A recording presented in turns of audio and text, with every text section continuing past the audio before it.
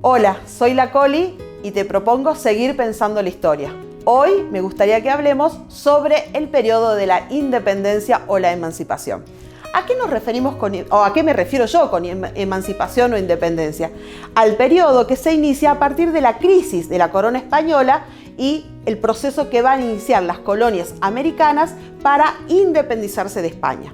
A partir de la llegada de Napoleón Bonaparte a España, se produce la caída de la monarquía española y por lo tanto, frente a un montón de acontecimientos más, los españoles van a empezar a estar cuestionados en todos los territorios americanos y sobre todo podríamos hacer referencia al Río de la Plata.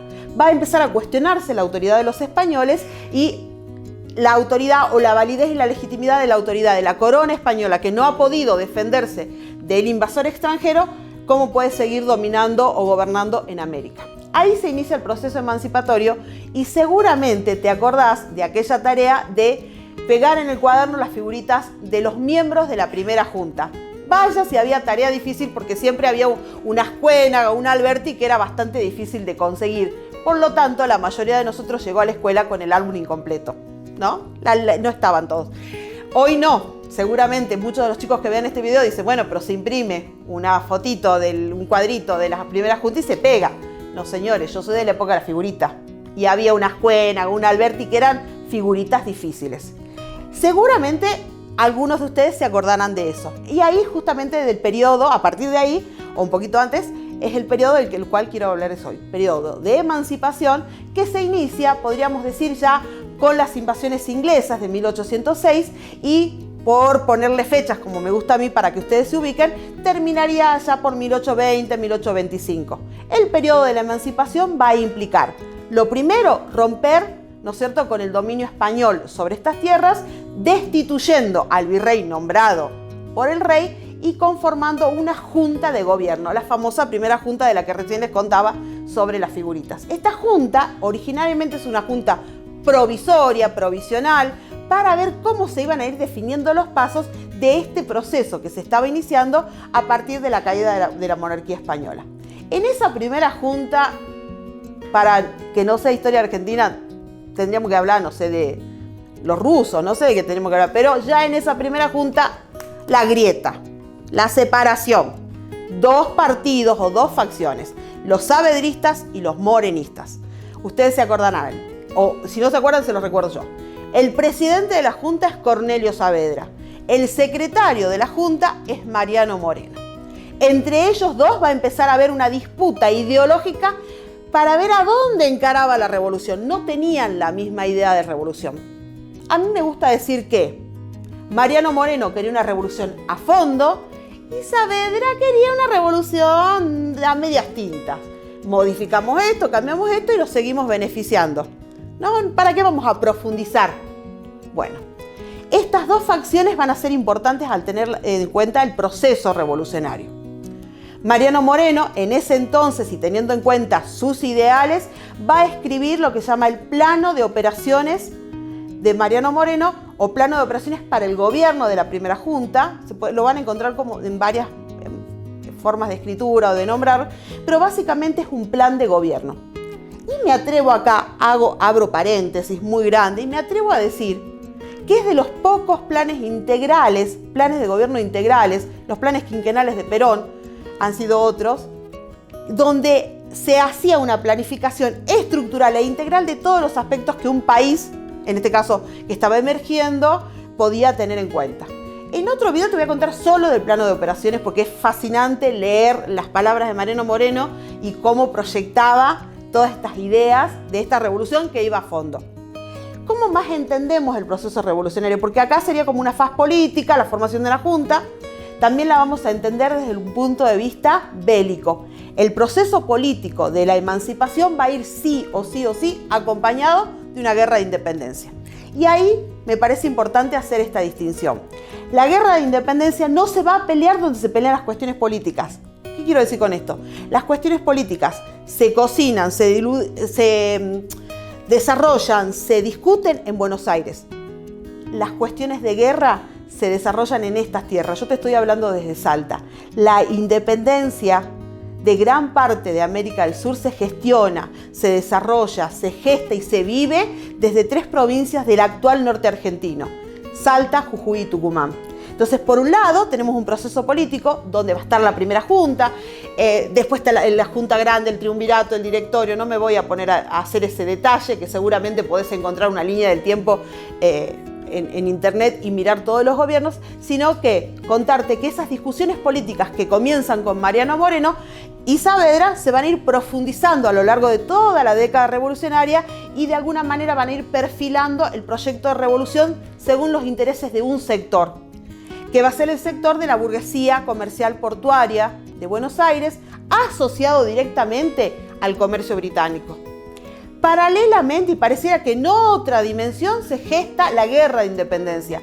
Esto que estos políticos están diciendo que queremos hacer o ser, se complementa con una guerra de independencia que parece estar en otra dimensión, porque quienes gestan la guerra de independencia y quienes la sostienen, no solo ideológicamente, sino en recursos, en proyectos y demás, parecen estar muy distantes de quienes gobiernan en Buenos Aires.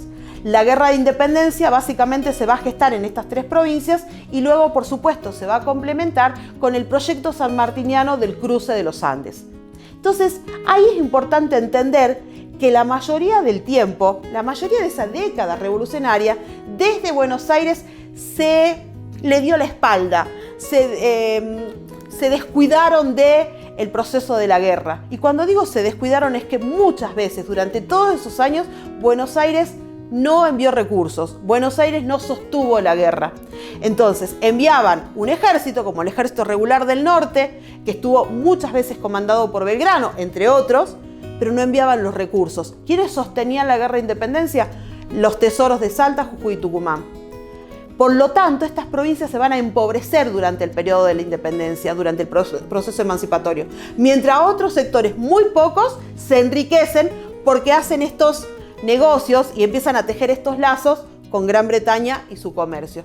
Así de desigual es el proceso emancipatorio y así de complejo, porque si nosotros solamente nos centramos en la cuestión política y vemos todas las formas de gobierno, estamos haciendo una lista que servirá si vamos al programa de Susana Jiménez y ella nos pregunta: ¿quién eran los miembros del primer triunvirato? Chiclana, Zarrateo y Paso. Correcto, dirá Susana Jiménez, y ahí queda todo. Lo que yo estoy proponiendo acá es que podamos mirar la complejidad del proceso. Hay un proceso político que la mayoría de las veces le da la espalda al interior y mira a Europa, mira a Inglaterra particularmente.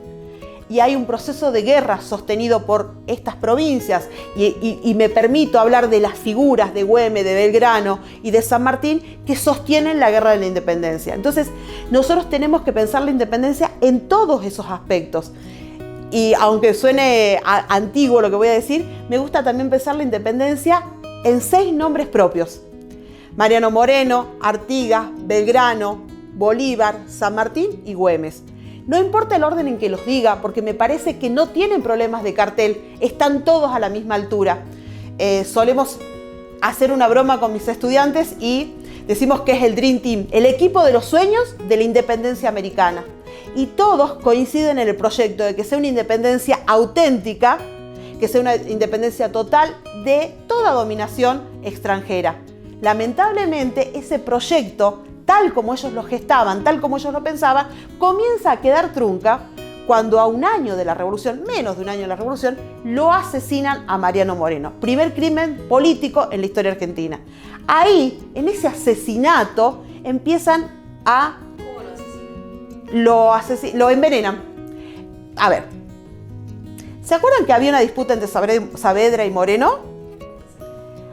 En esa disputa entre Saavedra y Moreno, Saavedra logra torcerle el brazo a Mariano Moreno, buscando como aliados a algunos diputados del interior que habían viajado a Buenos Aires para discutir la forma de gobierno. Mariano Moreno decía: esta junta que se ha formado el 24 de mayo, el 25 de mayo, no tenía por objeto ser el gobierno, era una junta provisoria hasta que se decida cómo gobernar. Para ello se había convocado a los diputados del interior que deberían conformar un congreso para decidir la forma de gobierno. Cuando los diputados del interior están en Buenos Aires, ya en diciembre de 1810, Saavedra se ve muy debilitado frente a la figura de Mariano Moreno y decide hacer una jugada política. Los incorpora a los diputados a esta junta provisoria. A lo cual Mariano Moreno insiste, si esto es provisorio, ¿por qué los incorporamos? Debería gestarse otro tipo de gobierno. Saavedra logra torcerle el brazo de esa manera a Mariano Moreno y Mariano Moreno es enviado en una misión diplomática donde sorpresivamente muere en la embarcación, ni siquiera llega a Gran Bretaña. Muere envenenado y paradójicamente es arrojado al mar, envuelto en una bandera británica, ¿no? Básicamente todo eso le hubiera generado a Mariano Moreno más dolores que los que le generaba el veneno que le daban. Entonces ahí nosotros entendemos cómo se va dando esa dinámica, esa separación. Les decía recién, Moreno muere a menos de un año de la Revolución, 4 de marzo de 1811. Ahí comienza, a un año, comienza a truncarse el concepto de revolución, el proyecto revolucionario de Patria Grande. Y a lo largo de toda la década revolucionaria, desde 1810 hasta 1820, vemos cómo la faz política tiende a asociarse a Gran Bretaña y establecer un nuevo orden colonial. Hay un nuevo coloniaje, esta vez con Gran Bretaña, y la faz militar intenta sostener ese proyecto de Patria Grande, que va a ser vilmente traicionado por el no envío de recursos, por la falta de empatía con estos ejércitos que no solo no tenían recursos, sino que muchas veces carecían hasta de comunicación y de un montón de otras cuestiones. Y esta traición que se le hace a Mariano Moreno se va a repetir, sin embargo no lo van a envenenar, pero se va a repetir con San Martín, al cual no le van a dar los recursos para que pueda seguir sosteniendo la guerra de independencia. Esta traición se va a vivir aquí, en Salta, en primer plano, con la traición que los propios salteños interesados en finalizar esta guerra le hacen a Güemes. Entonces, durante esos 10 años que se sostiene el proceso emancipatorio y que se sostiene un proyecto, parece ser como que lentamente y año a año le van quitando fuerza al proyecto de este Dream Team, de este equipo de los sueños de la independencia americana, y va tomando fuerza esta élite que gobierna desde Buenos Aires y que está asociada al mercado inglés. Entonces, cuando nosotros hacemos el balance de los 10 años de independencia o de los 10 años de emancipación, hacemos un balance donde vemos que unos pocos se vieron muy favorecidos y se enriquecieron, y unos tantos, muchísimos, sobre todo los pobladores de estas tierras, se vieron completamente empobrecidos y excluidos, empezando a definir también ya en 1810 y en esa primera década revolucionaria, empezando a definir una forma de hacer política y de entender el país. Un Buenos Aires macrocefálico que concentra el poder político, que concentra la toma de decisiones y que un poco empieza a darle la espalda al interior. Esta forma de gestionar políticamente va a ser una constante a partir de aquí y va a ser la forma en que se van a vincular los sectores políticos del interior con Buenos Aires y los sectores de Buenos Aires dentro de Buenos Aires, donde en algunos momentos se pelean entre ellos y en otros momentos se apañan entre ellos para seguir de alguna manera dándole la espalda al interior. Me gusta pensar el proceso emancipatorio como un proceso político que estuvo sostenido por una guerra, aunque no sostenía lo que ese proceso político estaba planteando. Parece muy complejo, pero es que la verdad es que recorrían caminos muy diferentes.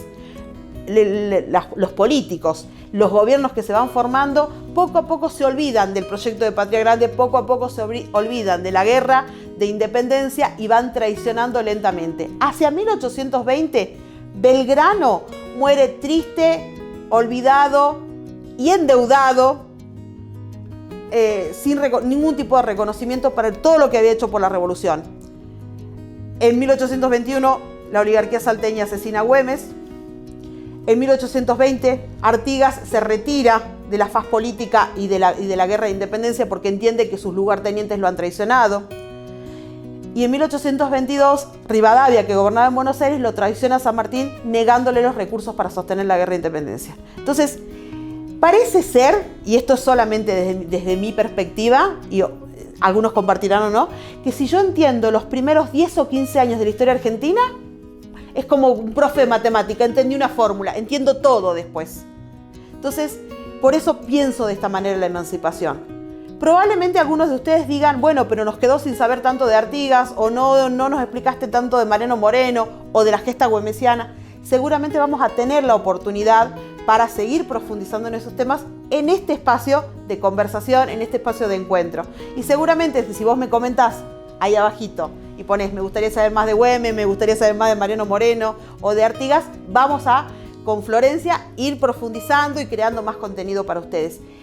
El propósito inicial creo que está dado, el propósito inicial creo que está cumplido, es dejarte pensando, porque este espacio se llama Pensar la Historia y es lo que queremos generar en vos, en cada uno de ustedes, que pensemos la historia.